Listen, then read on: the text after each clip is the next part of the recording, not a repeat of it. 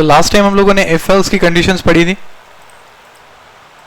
सही है। और इफ एल्स के बारे में हमने एक बात कही थी कि ये कुछ भी नहीं है, एक कंप्यूटर के एक ज़बान में कहें तो एक ऐसी कंडीशंस हैं जैसे आपको कोई कहा जाए या आपको कोई कमांड करे कि आपको ये काम करना है, अगर ये हो जाए तो, अगर वो काम ना हो तो आपको दूसरा काम करना है। तो एकदम सिंपल सी कंडीशंस हैं, सही है जी। जैसे घर वाले आपको शायद भेजते होंगे कोई सामान लाने के लिए, तो बोलते होंगे कि भाई हबीब का ऑयल ले आओ, अगर हबीब का ना मिले तो मीज़ान ले आना। तो ये एक कंडीशन है और आपने एक काम करना है। तो इफ एल्स की सिंपल कंडीशंस हैं आपके पास जो आजकल हम पढ़ रहे हैं। और हमने बात की थी इफ स्टेटमेंट से, इफ स्टेटमेंट हमने पढ़ी थी और हमने देखा था कि वैसे तो इफ और एल्स होता है, दो पार्ट होते हैं, एक इफ होता है और एक एल्स होता है। और इफ के साथ हमेशा राउंड ब्रैकेट लगता है और राउंड ब्रैकेट के बाद करली ब्रैकेट लगता है, जो कि बेसिकली बॉडी कहलाती है, या इफ स्टेटमेंट बॉडी कहलाती है। उसके बाद होता है एल्स, और एल्स के आगे डायरेक्टली क्या लगता है, करली ब्रैकेट। उसमें डाउन ब्रैकेट नहीं लगता। क्यों नहीं लगता? क्योंकि एल्स की कंडीशन नहीं होती। एल्स का मतलब है कि जब कुछ भी ना चले तो ये चला दो, ठीक है। तो सिंपल इफ एल्स ये था, हमने सिंपल इफ एल्स पढ़ा। उसके बाद इस पेज में ज़्यादा कुछ नहीं है। उसके बाद कंपैरिजन ऑपरेटर्स, कंपैरिजन ऑपरेटर्स आप सबने पढ़ लिए थे कि इक्वल इक्वल का क्या मतलब है, सही। जब दो इक्वल हो तो यानी कि वो लेफ्ट हैंड साइड और राइट हैंड साइड को इक्वल कराता है। अगर वो इक्वल आ जाए तो उसका आंसर क्या हो जाता है, ट्रू। अगर वो आंसर गलत आएगा तो उसका आंसर क्या आएगा, फॉल्स आएगा। उसके बाद हमने less than, greater than, equal to, less than, equal to, ये चीजें पढ़ी थी। हमने लॉजिकल ऑपरेटर्स पढ़े थे। आपको लॉजिकल ऑपरेटर्स का थोड़ा सा व्यू दे देते हैं क्योंकि इसमें आपको जरूरत पड़ेगी। अब लॉजिकल ऑपरेटर्स क्या होते हैं, जिन्होंने थोड़ी बहुत कंप्यूटर साइंस पढ़ी है तो उनको पढ़ाया गया होगा लॉजिकल गेट्स, सही है। अब लॉजिकल गेट्स क्या होते हैं, बड़ी किताब में इतने बड़े बड़े सा अजीब व गरीब चीज़ें बनाई हुई होती हैं, वो आपको ज़्यादा समझने की ज़रूरत नहीं है। लॉजिकल गेट आप जो पढ़ेंगे बेसिकली वो दो हैं, बल्कि तीन है, सही है। तो पहली वाली है जो सबसे ईजी है, वो है और गेट। कौन सी है, और गेट, और गेट। अब और क्या होता है, और होता है कि अगर एक चीज ट्रू है, सही है, दो आपके पास कंडीशंस हैं, दोनों में से कोई एक कंडीशन ट्रू होनी चाहिए तो आपका काम हो जाएगा। ये है और, सही है। जैसे कि आपको कहा जाए कि आपकी एलिजिबिलिटी जो है, यानी कि आप किसी यूनिवर्सिटी में एडमिशन लेना चाहते हैं, तो आपसे पूछ सकते हैं कि भाई यहाँ तो आपके फिजिक्स के नंबर 80 से ज्यादा हो या आपके मैथ्स के नंबर 80 से ज्यादा हो। अब इसमें क्या है, या है, और है। इसका मतलब यहाँ तो आपको फिजिक्स में ज्यादा नंबर चाहिए, आपको मैथ्स में, दोनों में से कोई एक कंडीशन भी ट्रू हो गई तो आप पास हो जाओगे और आप एलिजिबल हो जाओगे, सही है। दूसरा है and gate, and, AND, and.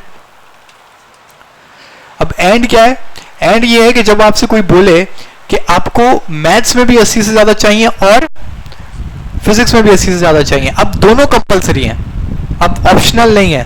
अब जब तक दोनों चीजें पास नहीं करते आप तो तब तक आप एलिजिबल नहीं कहलाते।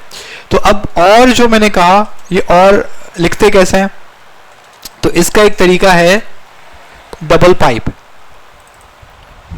इसको हम क्या कहते हैं, डबल पाइप, यानी कि एक। और ये लगा हुआ कहाँ होता है, ये जरा देख लेते हैं।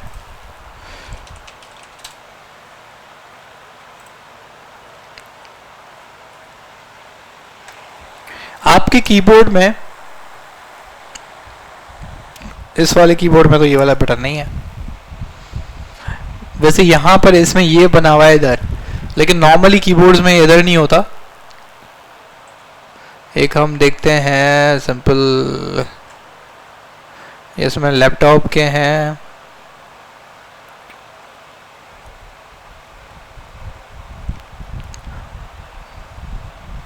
हमारे पाकिस्तानी कीबोर्ड दिखाई नहीं रहा।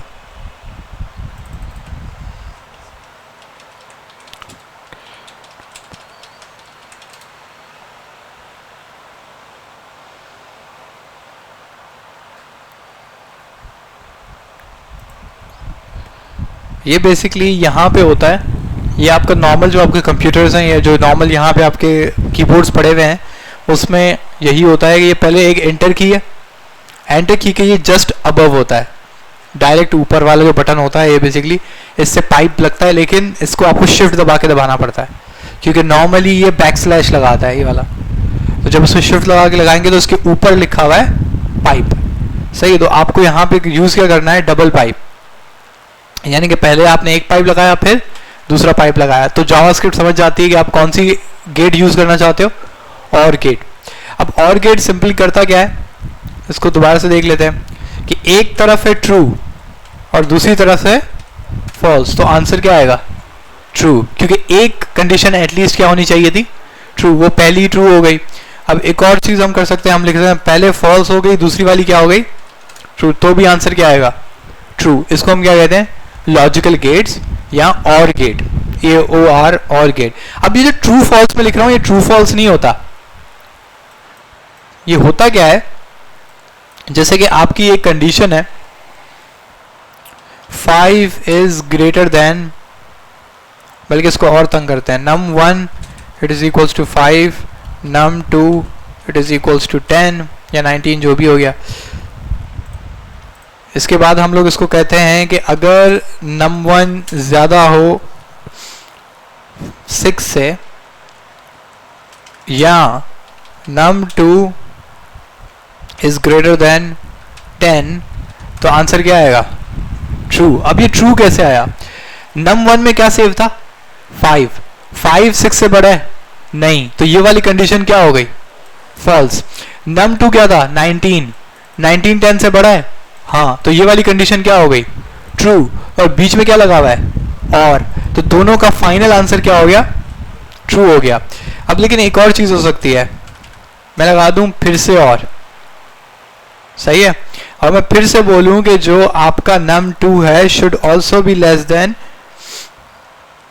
19, तो भी आंसर क्या आ रहा है, ट्रू। तो इन तीनों में से कौन सी वाली ट्रू है, सेंटर वाली, सिर्फ सेंटर वाली, क्यों, क्योंकि num2 में क्या सेव है 19, और 19 19 से छोटा नहीं है, 19 19 के बराबर है, छोटा नहीं है। तो पहली वाली कंडीशन का आंसर क्या है, फॉल्स, दूसरी वाली कंडीशन का आंसर क्या है, ट्रू, और आखिरी वाली कंडीशन का आंसर क्या है, फॉल्स। तो ये कुछ ऐसा है, फॉल्स ट्रू फॉल्स, और आंसर क्या है बीच में, ट्रू, क्योंकि और में एक भी कंडीशन अगर ट्रू हो जाए तो फाइनल आंसर क्या हो जाता है, ट्रू हो जाता है। ये है और गेट, ठीक है। अब हम लोग काम करते हैं num1, वही वाला टाइप करते हैं बल्कि, ताकि आपको ना ज्यादा कंफ्यूजन ना हो। अब और गेट में ये ट्रू था, सही है। अब मैं क्या करता हूँ कि इसको ये मिटा के लगा लेता हूँ एंड एंड, ये एंड एंड तो आप सब जानते हैं, एम्परसेंड, ये कहाँ से लगता है ये भी आपको पता है। अब एंड है ये कि भाई दोनों कंडीशंस क्या होनी चाहिए, ट्रू, तो फाइनल आंसर ये क्या दे रहा है, फॉल्स। फॉल्स क्यों दे रहा है, क्योंकि पहली कंडीशन फॉल्स है। ये बात समझ आ रही है, सिंपल। अब हो क्या रहा है, पहली कंडीशन हुई फॉल्स, बीच में आया एंड एंड, दूसरी कंडीशन हुई ट्रू, तो भी आंसर आएगा फॉल्स, क्योंकि बीच में कौन सी कंडीशन है, एंड एंड कंडीशन है। अब ये बहुत जरूरी है, क्यों, क्योंकि जब आप इफ एल्स की कंडीशन बना रहे होते हैं तो आपको ये दो चीजें चाहिए होती हैं। कौन कौन सी, एक तो कंपैरिजन ऑपरेटर कि आप कंपेयर किसको करवा रहे हो, और दूसरा है और एंड ऑपरेटर। ये बात समझ आ रही है। तो फिलहाल आप इसको देखें,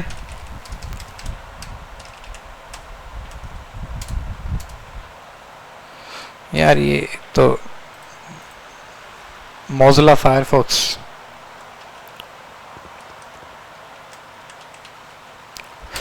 अब आखिरी एक गेट है उसको हम क्या कहते हैं, नॉट गेट। क्या कहते हैं, नॉट गेट। अब नॉट गेट क्या होता है, नॉट गेट होता है ऑपोजिट, यानी कि नॉट गेट का वो मतलब होता है कि आखिरी जो आपका फाइनल आंसर है उसको क्या कर दो, ऑपोजिट कर दो। यानी कि अब जैसे कि मैंने इसको ट्रू के आगे लगा दिया नॉट गेट, तो उसने आंसर क्या कर दिया, फॉल्स। अब भी काम करते हैं, जैसे कि रिजल्ट इज ट्रू, मैंने एक वेरिएबल बनाया उसके अंदर क्या सेव करा दिया, ट्रू, और मैंने पहले क्या लगा दिया, एक्सक्लेमेशन मार्क, और मैंने आंसर कर दिया रिजल्ट। तो फाइनल आंसर क्या है, फॉल्स। क्यों, क्योंकि रिजल्ट के अंदर क्या सेव हुआ हुआ है, ट्रू, लेकिन उसके आगे क्या लगा हुआ है, एक्सक्लेमेशन मार्क, और उसका फाइनल आंसर क्या हो गया, फॉल्स। एक्सक्लेमेशन मैथमेटिक्स में किस चीज के मार्क होता है,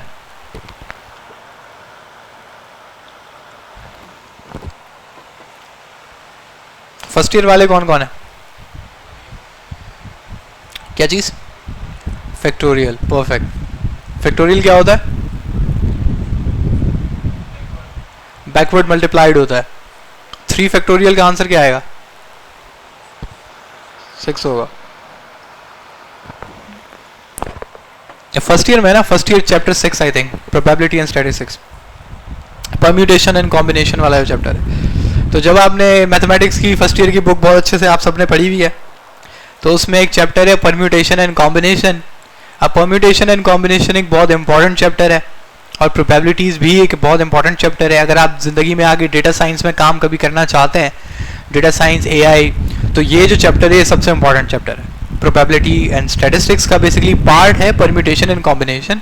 हमारी अल्हम्दुलिल्लाह जो सिंध टेक्स्ट बुक बोर्ड की किताब है उसमें सारा कचरा किया हुआ है। हालांकि बताना चाहिए कि ये as a probability and statistics जो एक अलग ब्रांच ऑफ मैथमेटिक्स है, पूरी एक अलग ब्रांच है। तो उसमें से परम्यूटेशन एंड कॉम्बिनेशन उसका एक टॉपिक है, तो वो आपको सिखाया जाता है परम्यूटेशन एंड कॉम्बिनेशन। उसका मतलब होता है कि अगर कोई आप कैलकुलेशन करना चाहते हैं तो किसी चीज़ के होने के कितने चांसेस हैं, एक तो ये प्रोबेबिलिटी कहलाती है, और कितने कॉम्बिनेशंस हो सकते हैं ये आपका परम्यूटेशन एंड कॉम्बिनेशन कहलाता है। कि जैसे कि यहाँ पे है कि और गेट है, और गेट की कितनी आपके पास कंडीशंस बन सकती हैं, ये आपके पास बेसिकली परम्यूटेशन एंड कॉम्बिनेशन का सवाल है। अब कितनी आपके पास कंडीशन, क्या आप मुझसे पूछेंगे कि आपके पास कितने ऑप्शंस हैं, यानी कि मेरे पास वैल्यूज हमेशा 2 होंगी, लेट्स से कि बीच में आपके पास और गेट होगा और वैल्यूज कितनी होंगी? 2। तो कॉम्बिनेशन का फॉर्मूला कहता है कि 2 की पावर 2, तो आंसर क्या आएगा? 4। तो इसका मतलब है कि इसके टोटल कॉम्बिनेशंस कितने बन सकते हैं? 4 बन सकते हैं, उससे आगे नहीं बन सकते। अब 4 कैसे बनते हैं? कि यहाँ तो दोनों ट्रू हो, सही है, यहाँ एक आपके पास फॉल्स हो, यहाँ पहले फॉल्स हो, यहाँ दोनों फॉल्स हो। अभी सुनने में लग रहा होगा कि ये क्या पागलपन है, ये तो मैं भी ऐसे भी कर लेता, इसमें क्या बड़ी बात थी। लेकिन आपके पास तब आपका दिमाग घूमता है जब आपके पास आपकी नंबर ऑफ पॉसिबिलिटीज क्या हो जाती हैं? बढ़ना शुरू कर जाती हैं। सही है। अब कितने? 1 2 3 4 5। अब इसके टोटल पॉसिबल कॉम्बिनेशंस क्या हो सकते हैं, ये आप कभी भी बैठे बैठे नहीं बता सकते। सही है। ये आप सिर्फ तब बता सकते हैं जब आपके पास परम्यूटेशन एंड कॉम्बिनेशन का कॉन्सेप्ट हो। जब आपको मैथमेटिक्स का वो वाला कॉन्सेप्ट पता होगा तो आपको पता होगा कि इस चीज़ के कितने कॉम्बिनेशंस बन सकते हैं। ठीक है। तो खैर ये छोटा सा मैथ्स का सब्जेक्ट।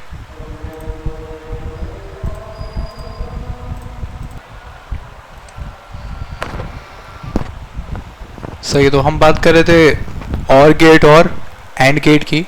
तो बेसिकली ये हम क्यों पढ़ रहे हैं? हम इसलिए पढ़ रहे हैं क्योंकि हमारे पास मल्टीपल कंडीशंस का केस आ सकता है। आपको एक सिंपल सी एग्जांपल दे देते हैं कि एग्जांपल ये हो सकती है कि हमने लास्ट टाइम देखा था यूज़र नेम एंड पासवर्ड का।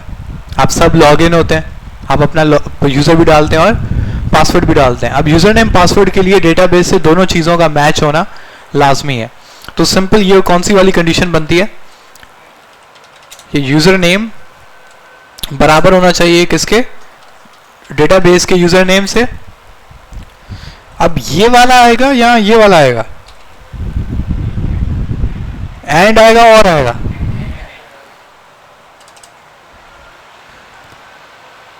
आप जाए मुझे बताइए कि मेरे पास लॉगिन पासवर्ड वाला जो काम होता है, जब हम लॉगिन होते हैं तो हम ईमेल और पासवर्ड देते हैं। सही है। वो ले जाता है ईमेल पासवर्ड जो आपने लिखा, वो उसका जो सर्वर का डेटाबेस है, यानी कि जो उसका एप्लीकेशन है उसका डेटाबेस है, उसके अंदर भी एक यूज़र नेम पासवर्ड सेव हुआ होगा पहले का। तो बताइए कि यहाँ पे जब वो इसको इक्वल करने आएगा, चेक करने आएगा कि जो आपने ईमेल पासवर्ड दिया है वो इसके पास है या नहीं, तो उसमें यहाँ पे क्या आना चाहिए? सबसे पहले तो ये होगा password equals to DB password. तो अब बताइए कि इसके बीच में क्या आएगा? ये आएगा या ये आएगा?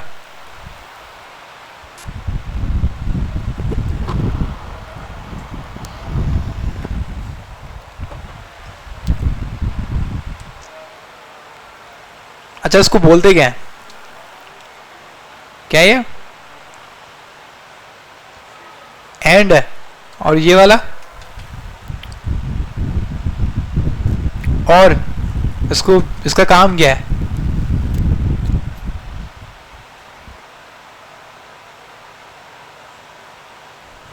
अच्छा इसका काम क्या है?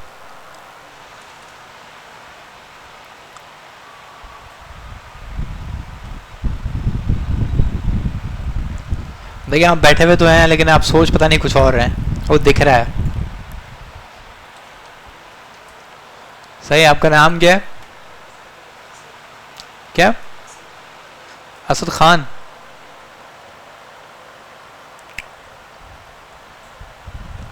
असद साहब खैरियत तो है, मामला खराब हैं क्या कहीं पे?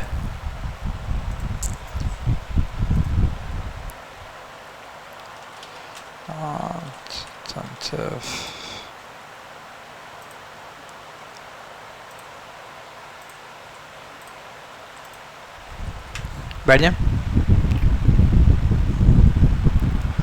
अच्छा ब्लू शर्ट जो आपके, सवाल वही है, मुझे बताएंगे यहाँ पे एंड आएगा यहाँ और आएगा? एंड आएगा, वजह क्या है इसकी? दोनों कंडीशन सही होने चाहिए। गुड, तो इनकी बात बिल्कुल सही है कि इसके बीच में क्या आना चाहिए? एंड, क्योंकि हम चाहते हैं कि वो यूजर नेम भी इक्वल करे और पासवर्ड भी इक्वल करे। सही है, मैं थोड़ा ज़्यादा तेज़ बोलता हूँ क्या? सही है, पता नहीं मुझे किसी ने कहा था कि मैं बहुत तेज़ बोलता हूँ, तो किसी ने वीडियो देखी थी तो उसने मुझे बोला था कि भाई जितना तेज़ बोलोगे तो बच्चों को समझ कहाँ आएगा। सो कभी कभी हो, अगर हो जाए कि आपको फील हो कि मैं कोई चीज़ बहुत तेज़ी से बोल के चला गया हूँ तो आप बोल दिया करेंगे, इसको रिवाइंड करें। ठीक है, तो उनकी बात बिल्कुल सही है कि यहाँ पे एंड आएगा। उसकी वजह यह है कि पहली कंडीशन है कि मैं यूज़र नेम को इक्वल करवा रहा हूँ और दूसरी कंडीशन है कि मैं पासवर्ड को इक्वल करवा रहा हूँ। तो मैं चाहता हूँ कि मेरा पासवर्ड भी इक्वल होना चाहिए और यूज़र नेम भी इक्वल होना चाहिए। जब दोनों चीज़ें इक्वल हो जाएं तो ही वो यूज़र क्या हो, लॉग इन हो। तो उसके लिए कौन सी कंडीशन लगाना ज़रूरी है? एंड की।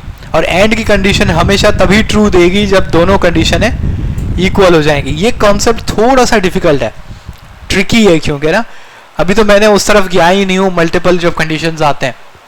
लेकिन क्या है कि आपको थोड़ा बहुत इसमें थोड़ी आप प्रैक्टिस करेंगे तो आपको ये बात समझ आएगी। अभी अगर नहीं भी आ रही ना तो थोड़ा आगे चल के आ जाएगी, जब आप थोड़ा बहुत इस प्रोग्रामिंग से थोड़ा ज़्यादा आप रूबरू हो जाएंगे। अभी क्योंकि आपका नया नया थोड़ा काम हो रहा है प्रोग्रामिंग का, थोड़ा बहुत इसमें मसला होता है। क्योंकि मुझे याद है कि जब मैं खुद पढ़ रहा था ये कंडीशंस तो मैं खुद थोड़ा कंफ्यूज होता था कि इसका मतलब क्या है। ठीक है, तो इसको पहले आप सुकून से थोड़ा दिमाग में इसको, या तो आप घर जाके थोड़ा प्रैक्टिस कर लें। क्योंकि मुझे भी जब उन्होंने बोला था कि ट्रू, जो हमारे टीचर थे उन्होंने लिखा था फॉल्स, तो मुझे लग रहा था कि ट्रू एंड फॉल्स ही आएगा। मुझे नहीं पता था कि ट्रू एंड फॉल्स बेसिकली क्या है, कि ये जवाब है कि जब हम कंडीशन देंगे तो उसका जो जवाब आएगा वो यहाँ ट्रू होगा, यहाँ फॉल्स हो। मुझे लगा कि हम खुद लिखेंगे true and false, true and false. तो मुझे समझ में नहीं आ रही थी कि हम क्यों लिखेंगे ट्रू एंड फॉल्स, या यूजर हमें क्यों बताएगा ट्रू एंड फॉल्स। मतलब कोई भी किसी को ट्रू एंड फॉल्स क्यों देगा? वेबसाइट में मैंने कभी नहीं देखा कि हम टाइप कर रहे हैं ट्रू, कभी टाइप कर रहे हैं फॉल्स। तो मुझे भी ये ना शुरू में बड़ा कंफ्यूज होता था कि मैं कि यूँ, वो तो हमारे जो टीचर थे वो तो अभी मैं आपको कुछ करा ही नहीं रहा, वो तो यूँ करते थे, ये इधर आगे एंड बोलते थे, ये ट्रू है, फिर आ गया इधर से दोबारा से एंड, फिर फॉल्स है, फिर आ गया ये, फिर आ गया ट्रू है। बोलते थे कि अच्छा ये इसको ऐसे लिखते थे नोट पैड पे, नोट पैड खोलते थे ऐसे लिखते थे, फिर एक बच्चे को उठाते थे, बोलते थे हाँ बेटा बताओ बताओ इसका फाइनल आंसर क्या आएगा। अब फिर हम देख रहे होते थे कि क्या करें इसको, समझ रहे हैं? तो अब प्रॉब्लम ये है कि जब इतनी ज्यादा कंडीशंस हो जाती है ना तो अब देखना क्या पड़ता है, अब देखना पड़ता है वन बाय वन। यानी कि आप लेफ्ट हैंड से शुरू करते हैं, आप पहली कंडीशन पकड़ते हैं। सही है, पहली कंडीशन ट्रू है, इधर फॉल्स है, बीच में क्या है एंड, तो इसका जवाब क्या आएगा फॉल्स। तो इधर क्या रिप्लेस हो गया फॉल्स। अभी क्या आ गया और के आगे क्या है ट्रू एंड फॉल्स के बीच में क्या है एंड। तो इस अभी इस पूरे का जवाब निकालेंगे या सिर्फ इन दो का जवाब निकालेंगे? किसका? क्वेश्चन समझ रहे हैं? पहले तो ये था, तो हमने इसका जवाब निकाला, इन दो का, सही है। अब जो है हमारे पास वो ये है, तो अब मैं इसका पहले जवाब कैलकुलेट करूंगा या इसका?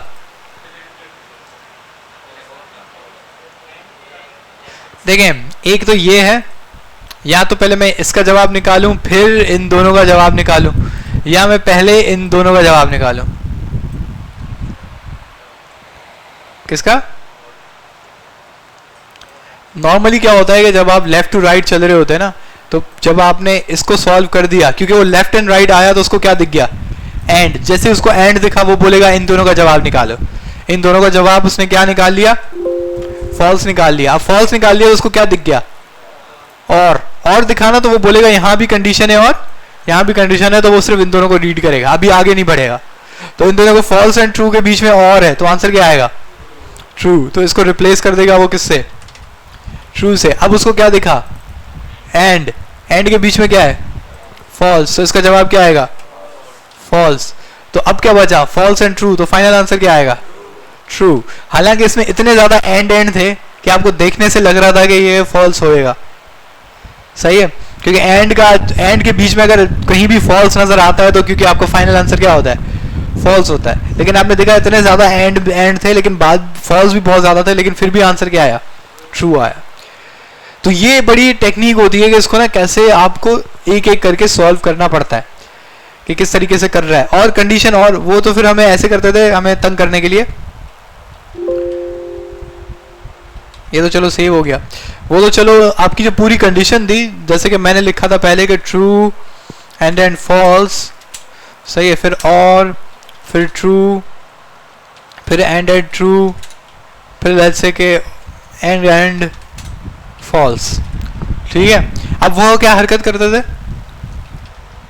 वो बोलते थे ये जो है ना बेटा, ये ब्रैकेट के अंदर है। अब आप फिर फंस गए, अब क्या करना है इसका? नहीं, ये दो ब्रैकेट्स को पहले हमेशा सॉल्व करता है, तो फिर अब इसका भी ख्याल रखना पड़ता है कि पहले ब्रैकेट्स को सॉल्व करो, सही है। तो अच्छा खासा ना वो हमें डिफिकल्ट देता। अब उस वक्त हमें एक तो ये समझ में नहीं आ रही होती थी कि भाई ये ट्रू क्यों है, सही है। ट्रू आए कौन लिखेगा? ट्रू आएगा किधर से? ट्रू डेटाबेस से आ रहा है, ट्रू यूजर दे रहा है, ट्रू दे कौन रहा है? हमें पहले तो यही समझ में नहीं आ रहा था, वो true false true false true false लिख रहे होते थे। तो बाद में जब थोड़ा और आगे बढ़े तो मुझे समझ आई कि ट्रू फॉल्स जो है वो बेसिकली क्या है कि जब आप कोई कंडीशन देते हो तो इस कंडीशन का जवाब क्या आता है? ट्रू या फॉल्स। कि 2 = 3 तो फॉल्स। इसका मतलब है कि ये जो हमारे उस्ताद जी थे, ये जो ट्रू एंड फॉल्स लिख रहे थे, ये बेसिकली कंडीशंस थी, और उन कंडीशंस को जब आप सॉल्व कर रहे थे तो उसका आंसर क्या आ रहा था? या तो ट्रू या फॉल्स आ रहा था। बात समझ आ रही है? तो वो कुछ इस तरीके से भी हरकतें करते थे। तो ये इस पे इश्यूज होंगे, लेकिन आपको थोड़ा बहुत आगे चल के काम समझ आ जाएगा, और ये ज़रूरी है। कंडीशंस को थोड़ा समझना ज़रूरी है, क्योंकि समझ लें कि प्रोग्रामिंग की मेजर बुनियाद जो है वो कंडीशंस पर है। कि आप प्रोग्राम कंप्यूटर को यही बता रहे होते हो ना कि भाई ये कर दो, अगर ये ना हो तो ये कर दो, अगर ये 5 बज जाए तो ये वाला मैसेज भेज दो, सही है, 10 बज जाए तो ये वाला मैसेज भेज दो, सही है, तो ये चीज़ +5 हो जाए तो ये वाला आप फंक्शन जो है चला दो। तो ये सब कुछ आपकी कंडीशंस ही हैं। आप देखोगे कि प्रोग्रामिंग में सबसे ज़्यादा क्या यूज़ हो रहा है? कंडीशंस यूज़ हो रही है। तो कंडीशंस पे आपकी कमांड होना ज़रूरी है, और आप कंडीशंस बना के ही कोई प्रोग्राम बनाते हो। आपका कोई क्लाइंट आके बोलेगा कि मुझे जो है ये ईमेल भेजनी है जब मेरे यूज़र्स जो इन्वेंट्री है, जैसे लास्ट वालों को मैंने एक असाइनमेंट दिया हुआ है ई-कॉमर्स का डैशबोर्ड। अब ई-कॉमर्स का डैशबोर्ड में मैंने उनको बोला हुआ है कि भाई जब भी इन्वेंट्री है, इन्वेंट्री समझते हैं आप? गोदाम में जो सामान होता है उसको इन्वेंट्री कहा जाता है, यानी दुकान पे जितना आपका सामान बचा हुआ है। तो मैं कहा कि भाई यहाँ एक प्रोडक्ट है, सही है, सर्फ एक्सेल है, अगर सर्फ एक्सेल में से 10 से कम बच गए ना मेरे पास, तो मेरे पास एक ईमेल चली जानी चाहिए मेरे जो जिससे मैं सामान खरीदता हूँ कि मुझे सर्फ एक्सेल की ज़रूरत है। तो ये एक मैंने कहा एक प्रोग्राम बना। अब ये क्या है? सिंपल एक कंडीशन है कि जाके चेक करो कि सर्फ एक्सेल के हमारे यूनिट्स कितने पड़े हैं। अगर वो कम है या बराबर है किसके, 10 के, तो ये वाला फंक्शन चला दो, यानी कि ईमेल भेजने वाला फंक्शन चला दो। समझ रहे हो? तो उसमें सब कंडीशंस कंडीशंस कंडीशंस है और कुछ भी नहीं है। तो खैर, तो ये वाला काम तो बड़ा आसान था। अब आया है इफ एल्स एंड क्या चीज, नॉट। नॉट जो था, अब नॉट क्या है, सिंपली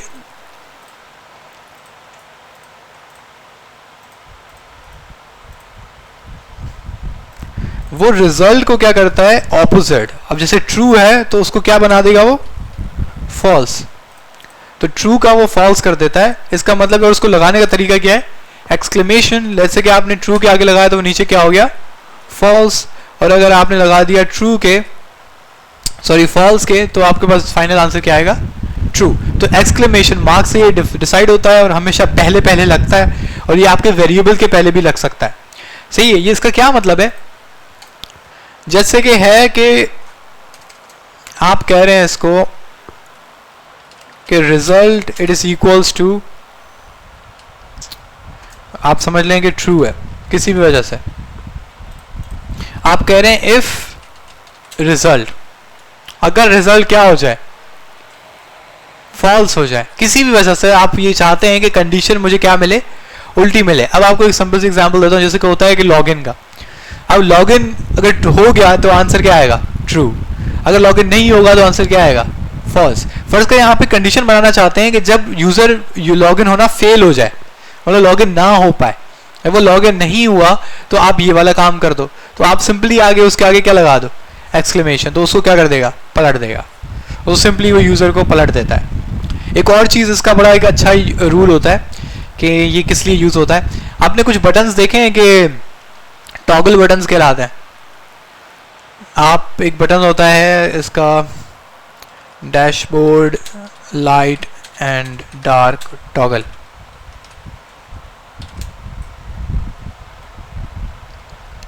बल्कि एक काम करते हैं ना, इसमें से हटा दिया था हमने।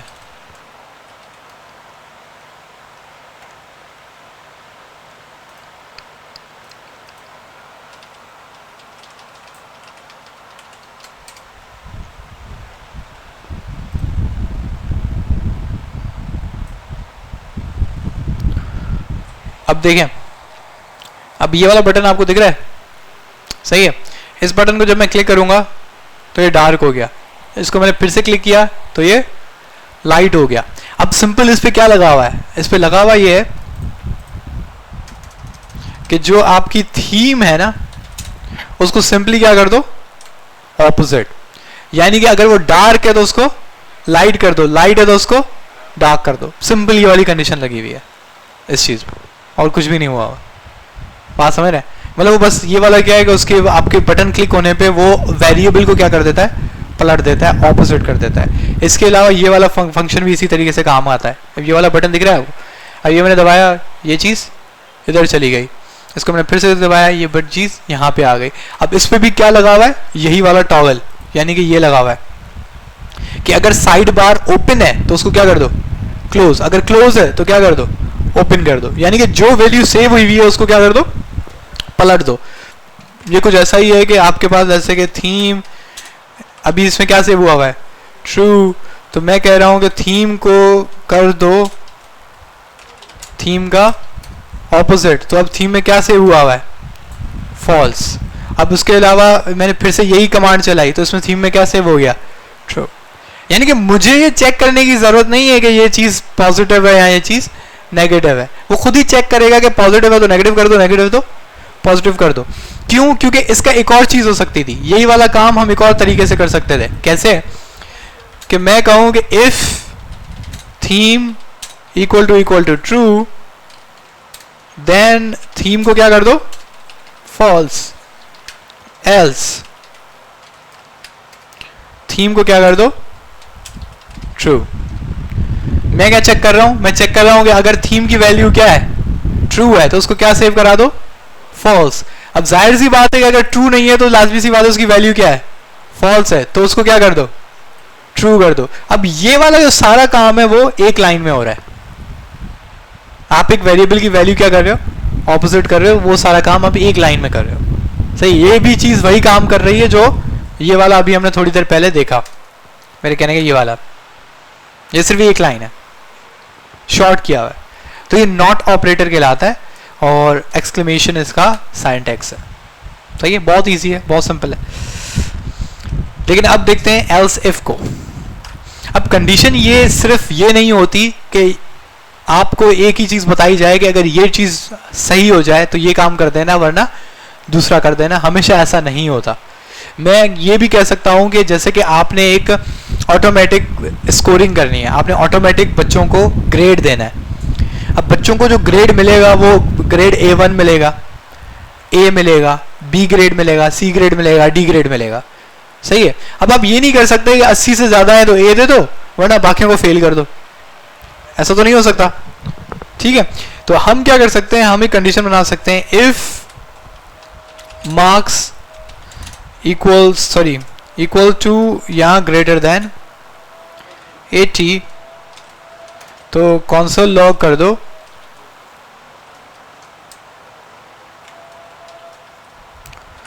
Your grade is A1। अब एक और चीज होती है, यहां पे हम नॉर्मली क्या लिखते थे, एल्स, लेकिन हम एक और काम कर सकते हैं और लिख क्या सकते हैं, एल्स इफ, क्योंकि मैं उसको एक और कंडीशन बताना चाहता हूं। मैंने लिखा है एल्स इफ, मैंने कहा अगर मार्क्स ज्यादा हैं किससे, 70 से,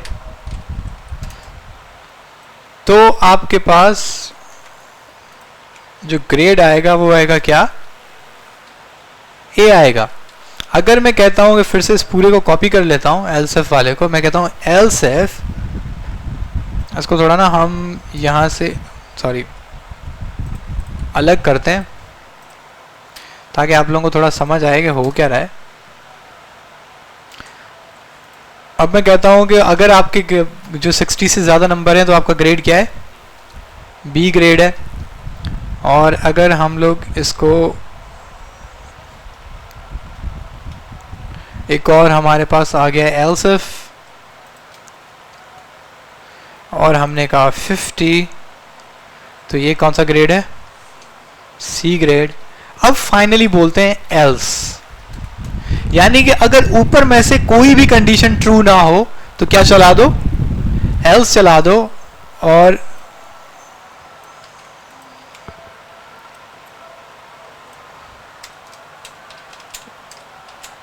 यू हैव फेल्ड। सही है, एक मैंने सिंपल इफ एल्स की कंडीशन बनाई है। अब मैं इसको करता हूं एंटर, तो अभी ये कह रहा है मार्क्स इज नॉट डिफाइंड, कोई बात नहीं, हम मार्क्स उसको बता देते हैं। मार्क्स हम कहते हैं कितना कहें, जैसे कि हमने कहा चले 100 सबसे अच्छा बच्चा है, हमने कहा 100। अब हमने इसको चलाया तो हमारा ग्रेड क्या बता रहा है, A1 ग्रेड बता रहा है।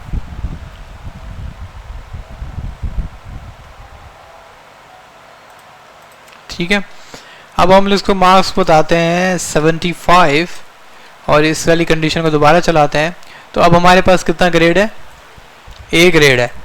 उसके बाद हम लोग चलाते हैं 70 45 कर लेते हैं और हम इस पूरी को दोबारा चलाते हैं, तो हमारे पास क्या आया, यू हैव फेल्ड। सही है, तो अब हम कंडीशंस के हिसाब से क्या कर रहे हैं, अपने कोड को चला रहे हैं। और कंडीशंस कैसी हैं कि एक से ज़्यादा है, कि ये वाली कंडीशन पास हो तो ये चला दो, ये वाली कंडीशन पास हो तो ये चला दो, ये वाली कंडीशन पास हो तो ये चला दो। ये बहुत ज़्यादा कंडीशंस हैं। लेकिन एक अजीब सी चीज़ है, ये एल्स इफ ही क्यों। सही है, एक काम ये भी तो मैं कर सकता था,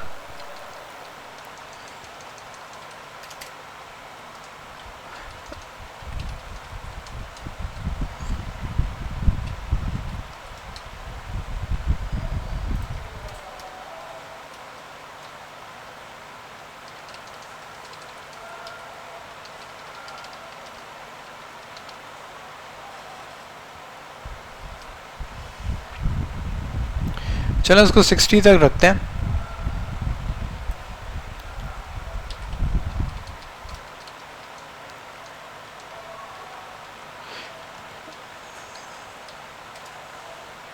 अब ये वाला जो है इसके पास एल्स नहीं है, तो हम इसको एल्स लगा लेते हैं। एल्स में हम देते हैं console.log you have failed। अब हमारे पास क्या है, हमारे पास 3 इफ की कंडीशंस है। हमने कहा 80 से ज्यादा है तो क्या कर दो, ग्रेड इज एवन। 70 से ज्यादा है क्या कर दो, ए। 60 से ज्यादा है क्या कर दो, बी। अगर हम इन सबको करते हैं और हमारे मार्क्स कितने हैं 45, ठीक है, तो उसने क्या बोल दिया, फेल। ये तो सही काम किया, ऐसे ही होना चाहिए था। अब हम कहते हैं मार्क्स इक्वल्स टू क्या, 75, और इन सारी कंडीशंस को दोबारा चलाते हैं। अब कंडीशन क्या है, 80 से ज्यादा हो तो ग्रेड A1, 70 से ज्यादा हो तो ग्रेड A, 60 से ज्यादा हो तो ग्रेड B। अब इसको चलाते हैं तो क्या हुआ, कह रहा है आप फेल भी हो, आपका ग्रेड A भी है और आपकी ग्रेड B भी है। अब मसला क्या हुआ, अब हुआ क्या कि आपने देखें साइंटेक्स सही था, आप इफ की कंडीशन विदाउट एल्स चला सकते हो, किसी ने मना नहीं किया, आपने साइंटेक्स बिल्कुल सही किया, लेकिन इसमें एक टेक्निकल मसला है। मसला क्या था, सबसे पहले ये इफ चला, सही है, ये इफ चला, ये यहां तक है। इसने चेक किया कि भाई क्या ये 80 से ज्यादा है, नहीं, तो इसने क्या चला दिया, एल्स चला दिया और उसने बोल दिया यू हैव फेल्ड। फिर जब लाइन ऑफ कोड यहां पे पहुंचा, सही है, जावास्क्रिप्ट ने इसको चलाया, जावास्क्रिप्ट ने कहा क्या ये 70 से ज्यादा है, हाँ जी ज्यादा है, क्योंकि मैंने 75 बोला था, तो ज्यादा है, तो उसने क्या चला दिया, ए। फिर वो नीचे आया, क्या 60 से ज्यादा है, बिल्कुल ज्यादा है, तो क्या चला दो, योर ग्रेड इज बी। तो तीनों इफ की कंडीशंस एक साथ चल गई, क्योंकि कंडीशंस आपकी एक साथ फुलफिल भी हो गई, इसलिए एल्स इफ लगाना बड़ा जरूरी है। यानी कि एफ एल्स आपको तब लगाना जरूरी है जब आप उसको बताना चाहते हो कि भाई अगर पहली वाली कंडीशन चेक करो, अगर वो पूरी ना हो तो दूसरी वाली कंडीशन चेक करो, वरना अगर पहली वाली पूरी हो गई है तो नीचे मत आना। इसमें तो ऐसा नहीं हो सकता ना, नीचे जो कोड है वो तो वो चलाएगा। तो एल्स इफ का ये फायदा होता है कि पहली कंडीशन देखेगा, नहीं चली तो दूसरी पे आएगा, दूसरी चल गई तो तीसरी पे नहीं जाएगा, वहीं पे रुक जाएगा, इसमें रुकेगा नहीं। इसमें जाहिर सी बात है सारी लाइंस तो चलाएगा ना वो। अब वो उसको क्या लग रहा है, उसको लग रहा है ये अलग कोड है, ये अलग कोड है और ये अलग कोड है। बहुत सारे बच्चे ये गलती करते हैं, बहुत सारे बच्चे ये गलती करते हैं, इवन अच्छे खासा जब वो एक जूनियर प्रोग्रामर के लेवल पे भी पहुंच जाते हैं ना, तो ये लोग गलती करते हैं। इस तरह के आराम से छोटे से प्रोग्राम में नहीं, जब प्रोग्राम थोड़ा कॉम्प्लेक्स हो जाता है तो उसमें ये लोग गलती कर जाते हैं, सही है। तो क्या करते हैं कि कोई ऐसे काम क्या कर लेते हैं कि 2 इफ लगा देते हैं, हालांकि इफ एल्स इफ लगाना चाहिए था। तो 2 इफ लगाने से क्या होता है कि एक दफा लिटरली हुआ है कि एक ईमेल भेजनी थी सिर्फ तब जब एक कंडीशन ट्रू होनी थी, सही है। तो क्या हुआ कि वो कंडीशन ट्रू भी नहीं हुई, क्योंकि वो दूसरे में भी उसने दूसरी कंडीशन में भी लगाया हुआ था, वो आपके पास ईमेल भी आ रही है और पहली वाली कंडीशन भी ट्रू हो रही है। तो अजीब गरीब मामला हो जाते हैं जब आप ये वाला काम करते हैं। तो इस चीज को आपको ख्याल रखना है कि आपको देखना है जो आपका काम है वो किस तरह का है। क्या आपको ये चीज चेक करवानी है कि पहला बराबर हो तो दूसरे पे जाओ, दूसरा बराबर हो तो तीसरे पे जाओ, या फेल हो जाए। बात समझ रहे हैं, एल्स इफ यानी कि आपको कंडीशन देनी है एल्स पे, तो आप क्या यूज कर लेते हो, एल्स इफ यूज कर लेते हो। अगर किसी को पढ़ने का शौक है तो इन्होंने मेरे ख्याल से बड़ा अच्छा खासा बताया हुआ है इसमें कि एल्स इफ कैसे यूज हो सकता है। स्विच केस जेएस में होता है,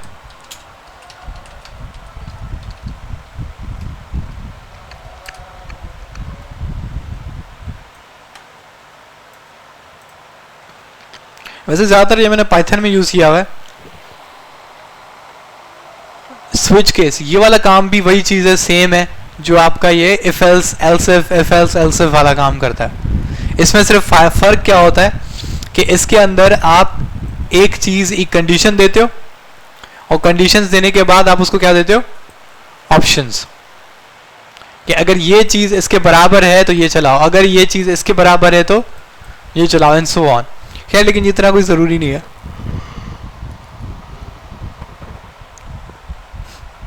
ये एल्स इफ से भी काम हो जाएगा। नॉर्मली मैं ये चीज यूज नहीं करता हूँ, मैं एल्स इफ ही यूज करता हूँ, उससे ज्यादा अच्छा होता है। अगर आप इसको सोचेंगे उसने क्या किया हुआ है, उसने बोला है कि इफ अगर ये है अगर 0 के बराबर है तो क्या लिखो, संडे। एल्स इफ 1 के बराबर हो तो क्या लिखो, मंडे। एल्स इफ 2 के बराबर हो तो ट्यूसडे। और फाइनली एल्स किसके बराबर हो तो सैटरडे। ठीक है, तो इस तरीके से एल्स इफ लगता है, लेकिन बड़ा इजी है, इसको कोई इतना कोई इशू नहीं है। इफ स्टेटमेंट्स नेस्टेड हमने लास्ट टाइम ही पढ़ लिया था। हमने ये चीज देखी थी कि अगर एक एफ है तो उसके अंदर दूसरा एफ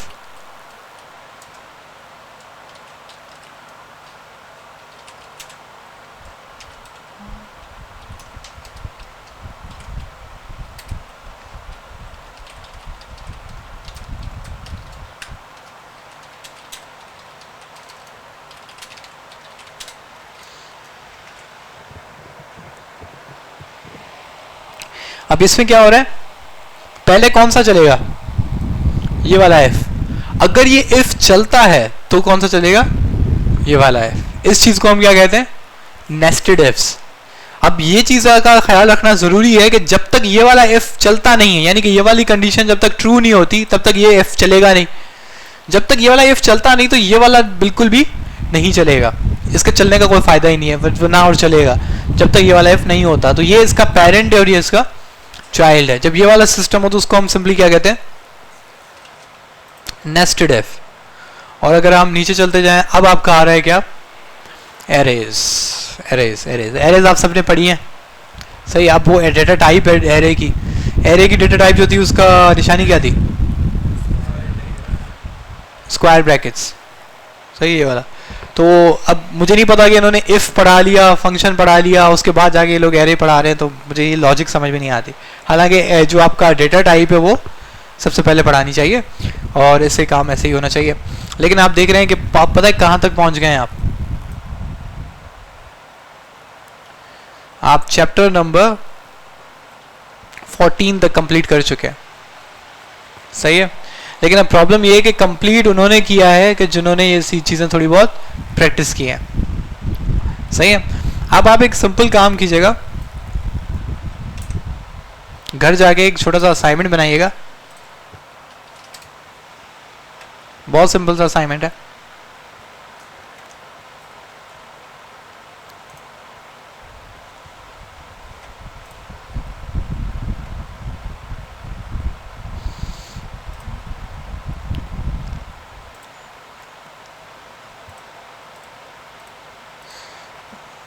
इसकी डेट जो है वो ईद है। टॉपिक जो है आपका है जेएस और टाइटल है create a calculator using if else. Using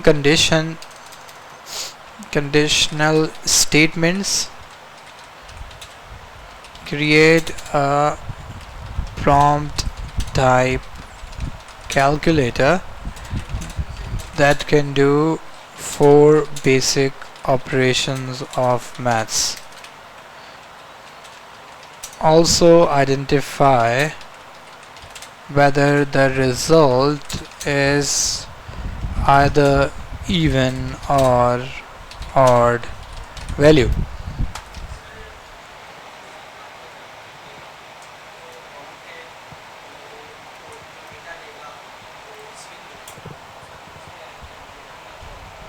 हाँ, उसका मैंने तरीका बताया था कन्वर्ट करने का, पार्ट्स एंड या पार्ट्स फ्लोट, वही दिखा देता हूँ।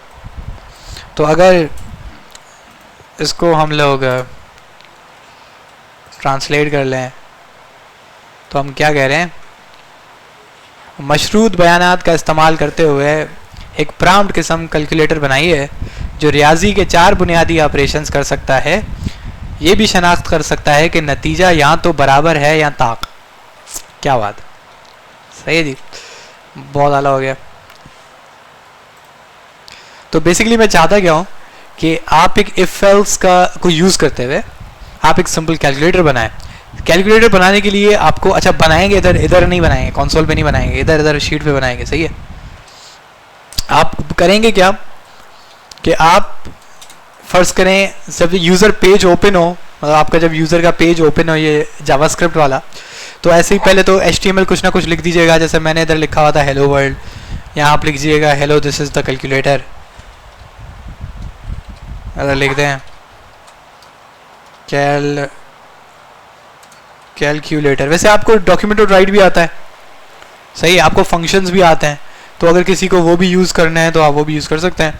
लेकिन बेसिक जो आपका काम है, मेन मकसद होता है उसको पूरा करना, ठीक है। तो उसको पहले ध्यान दीजिएगा। रंगीन और जो आपका थोड़ा जो होता है ना वो बाद में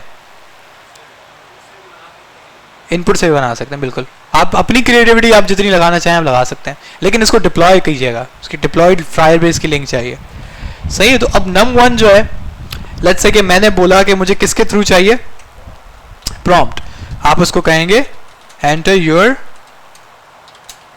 फर्स्ट नंबर। अब इश्यू इज कि एंटर योर फर्स्ट नंबर जो है ये हमेशा में रिसीव होगा किस में, स्ट्रिंग में रिसीव होगा। कैसे, मैंने num1 कहा, मैंने कहा 10, तो वो क्या लिखा हुआ है, स्ट्रिंग लिखा हुआ है। अब इसका एक डायरेक्ट करने का तरीका क्या है कि आप इसको क्या कर लो, पार्स एंड, यहाँ ज़्यादा अच्छा है कि आप क्या यूज़ करो, फ्लोट यूज़ करो, ताकि क्योंकि अगर कोई पॉइंट भी दे रहा है 10.5 तो आपका कैलकुलेटर काम करेगा। तो आप ये पूरा उठा के, ओ भाई क्या कर दिया, आप ये पूरा का पूरा जो ये पार्स फ्लोट है, ये वाली जो पूरी आपकी चीज़ है, इसको आप उठा के किसके अंदर रख दो, पार्स फ्लोट के। क्या हो रहा है कि प्रॉम्प्ट से जो भी जवाब आ रहा है वो किससे पास हो रहा है, पार्स फ्लोट से। किसी को जलने की स्मेल आ रही है, कोई चीज़ ख़त्म तो नहीं हो रही, खैर। तो पार्स फ्लोट से वो गुजर रहा है, और पार्स फ्लोट बेसिकली इसको क्या कन्वर्ट कर देगा, स्ट्रिंग से फ्लोट में। जैसे कि इसको हम कर दें 25, तो नीचे अब क्या आ रहा है, नंबर, ब्लू कलर आ रहा है नंबर, और कोटेशन मार्क्स हट गए हैं, तो ये प्योर एक नंबर है। खैर, तो इसी तरीके से जब आपने ये बना लिया तो आपने और क्या बना सकते हैं, नंबर 2 बना सकते हैं।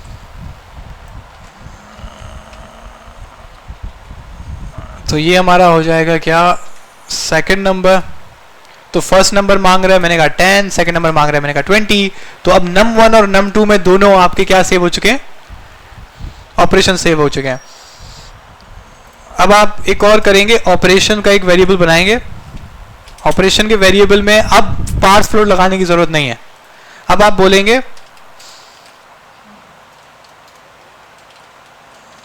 What operation you like to do. अब चूज इनमें से ये प्लस, माइनस, मल्टीप्लाई या डिवाइड, ठीक है। आपने ये किया तो मैं फर्ज करो अब मेरे पास आ रहा है कि what operation would you like to do. मैंने कहा मुझे प्लस चाहिए, तो मैंने प्लस किया, मैंने ओके किया, तो इसमें क्या सेव हो जाएगा, प्लस। अब आपके पास इफ एल्स की कंडीशन आएगी। अब आप इफ एल्स में चेक करोगे कि आपके यूजर ने क्या सेलेक्ट किया है। प्लस सेलेक्ट किया है तो आप num1 और num2 को क्या करा दोगे, प्लस करा दोगे। नम आपके पास अगर माइनस सेलेक्ट किया है तो दोनों को माइनस करा दोगे। इस तरीके से सारा काम होगा। फाइनली वो एक और चीज पूछ रहा है, वो क्या है कि क्या चीज फाइंड आउट करनी है। यानी कि आपका फर्ज करो, अब मैंने बोला 10, पहला नंबर था 10, दूसरा नंबर था 20, और मैंने ऑपरेशन कौन सा सेलेक्ट किया, प्लस। तो फाइनल आंसर क्या आया, 30। तो ये जो रिजल्ट आया है num1 प्लस num2 30। अब ये जो 30 आया है, इस 30 का मुझे क्या पता करना है कि किस तरह की वैल्यू है, ऑड है या इवन है।